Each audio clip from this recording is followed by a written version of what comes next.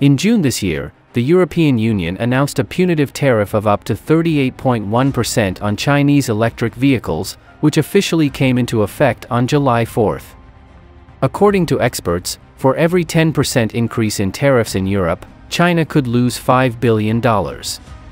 But in the face of EU sanctions, China did not sit idly by, and Beijing subsequently announced an anti-dumping investigation on pork and its byproducts exported from the EU. When China announced the sanctions, countries such as Germany, Spain, and Italy began to panic, and even some European countries, despite the EU's opposition, eagerly expressed their desire to negotiate with China in the hope of regaining this huge Chinese market. So, which countries will be affected by China's counter-sanctions this time?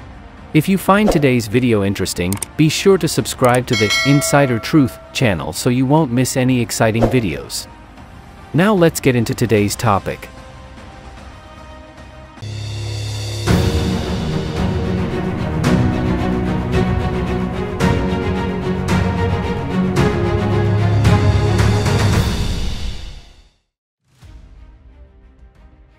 Pork has been on the Chinese table for thousands of years and has become an indispensable part of Chinese food culture. Compared with beef, mutton, and seafood, pork is more affordable, so it has become the first choice for more families' daily diet.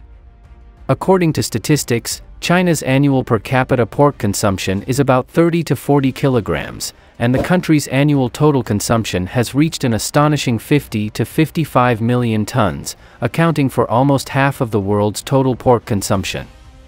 Although China is the world's largest pork producer, in order to meet the growing demand and cope with market fluctuations, China still needs to import a large amount of pork from other countries every year. In 2023, China's total pork imports reached 2.2 million tons, an increase of nearly 4%.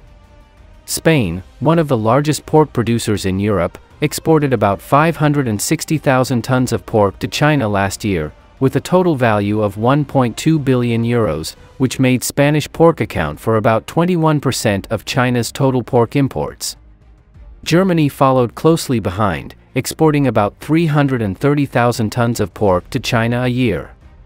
In addition to Spain and Germany, China also imports pork on a large scale from Brazil, the Netherlands, Denmark, France, Canada, and Chile. Data shows that China's annual imports of pork and its byproducts from EU countries account for 58.7% of the total imports. This figure also highlights the heavy dependence of many European countries on China in the pork export market.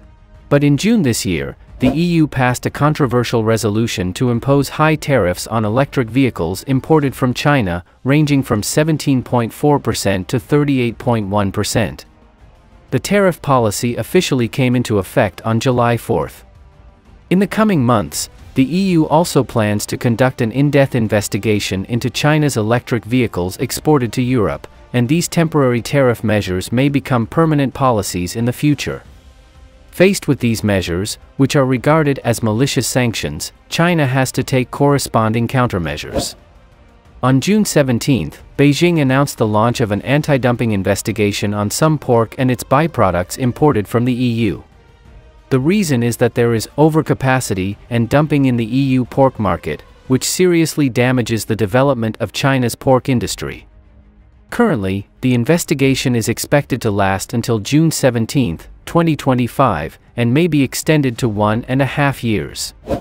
Interestingly, when China announced an anti-dumping investigation on EU pork, Western media generally believed that this was a retaliation against the EU's imposition of tariffs on Chinese electric vehicles. So, which countries will China's counterattack have a significant impact on? Previously, China's pork imports mainly came from the EU and South America.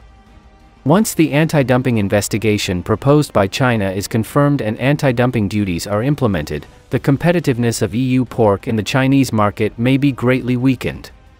Industry experts predict that if anti-dumping duties are really implemented, the market share of EU pork may drop by 30% to 40%. At the same time, pork export prices are also expected to rise by at least 20%. For those EU pork producers who rely on the Chinese market, such changes are undoubtedly a fatal blow. As the leading country in the EU that actively promotes the establishment of trade barriers against Chinese electric vehicles, Spain has also become the focus of China's countermeasures. According to data from the Spanish Meat Industry Association, 20.3% of Spain's pork products are exported to China, of which offal products account for 46.5% of the total pork exports. These exports have brought the industry 13.7% of the total export revenue. If China imposes anti-dumping duties on Spanish pork, the Spanish pork industry will face economic losses of up to $7 billion. In the Chinese market, German pork products are usually able to obtain higher profits, but now they may lose this advantage due to the implementation of anti-dumping duties. This is undoubtedly a huge blow to German pork producers. In addition to taking countermeasures against European pork, the Chinese government is also considering raising temporary tariffs on imports of large displacement gasoline vehicles. At the request of some Chinese companies, these companies asked the government to impose higher temporary tariffs on large displacement gasoline vehicles imported from Europe within the scope permitted by WTO rules, and this tariff may be raised to 25%. According to data from 2023, China imported a total of about 1.3 million gasoline vehicles, of which about 500,000 were from Europe.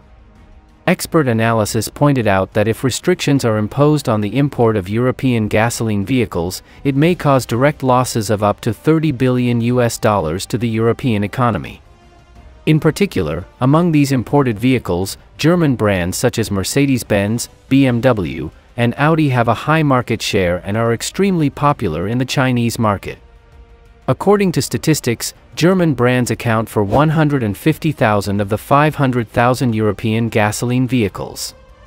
If China really implements import restrictions, German car companies will face the challenge of having to find new market export channels to make up for potential losses in the Chinese market. Based on these factors, when the EU announced that it would impose high tariffs on Chinese electric vehicles, Germany was very worried that it would trigger China's reciprocal countermeasures, so it has always opposed the EU's sanctions against China. At the same time, Spanish officials also expressed deep concerns about its pork exports and began to call on China and Europe to negotiate on the issue. Less than 24 hours after China announced the launch of the investigation, Spain eagerly sent a negotiation request to China, expressing its willingness to resolve the dispute through dialogue and maintain the stability of bilateral trade. Italy and Germany also quickly proposed a mediation plan to the EU, suggesting that both sides make concessions on the issue in order to seek reconciliation. On June 21, 2024, the German Minister of Economy began an important three-day visit to China, hoping to ease the current tensions and explore feasible solutions through face-to-face high-level exchanges. But China did not change its firm position in the end. In fact, China took the opportunity of this visit to issue a clear ultimatum to the EU: cancel the unfair treatment of its electric vehicle products, otherwise it will take more severe countermeasures. Faced with a series of countermeasures from China, the EU's attitude now seems to have begun to change subtly. It has begun to re-examine its tariff strategy toward China and consider adjusting the originally proposed tariff rates. According to reports, the EU originally planned to impose a 17.4% tariff on Chinese electric car manufacturer BYD, a 20% tariff on Geely Auto, and a 38.1% tariff on SAIC, while the tariffs on other related companies were between 21.1% and 38.1%. However, after in-depth research and evaluation, the EU made some adjustments. The tariff on Geely Auto was slightly reduced to 19.9%, the tariff on SAIC was adjusted to 37.6%, and the tariffs on other companies were also adjusted to between 20.8% and 37.6%, but the 17.4% tariff rate on BYD remained unchanged. But in my opinion, the EU's so-called tariff adjustment, which seems to be a compromise on the surface, is actually just a stopgap measure under the pressure of China's countermeasures in multiple fields. It does not touch the core of the problem at all, nor does it show its sincerity in solving the problem. As the Sino-EU electric vehicle trade dispute continues to ferment, more and more EU member states are beginning to tend to seek a peaceful solution rather than continue to promote measures that may trigger a full-scale trade war. As one of the most populous countries in the world, the huge potential of the Chinese market puts the EU under great pressure. EU products, especially in the fields of automobiles, electronic products, and chemical products, occupy an important position in the Chinese market. The rapid development of China's automobile industry has formed a huge supply chain and market share. Once it is suppressed, it will inevitably trigger a series of chain reactions and affect the interests of more EU companies. Losing China, a consumer market with huge potential, will undoubtedly have a significant impact on the EU's export volume. Therefore, the Chinese market's demand for European products is not only based on price and quality, but also on its huge population base and consumption capacity. It is worth mentioning that without the European market, China's electric vehicle industry has a better way to develop, because Southeast Asia, Latin America, and the Middle East are also the main development directions of China's electric vehicles. In the current context of global economic integration, international trade and economic cooperation have become important driving forces for the development of all countries. I believe that only cooperation can achieve win-win results. If sanctions are taken to prevent the influence of other countries, it will not only fail to achieve the expected results, but may also bring greater economic and political risks. So what do you think? Before we end today's video, remember to hit that shiny subscribe button. This way you will receive more insider information on projects as soon as possible. Looking forward to sharing with you next time.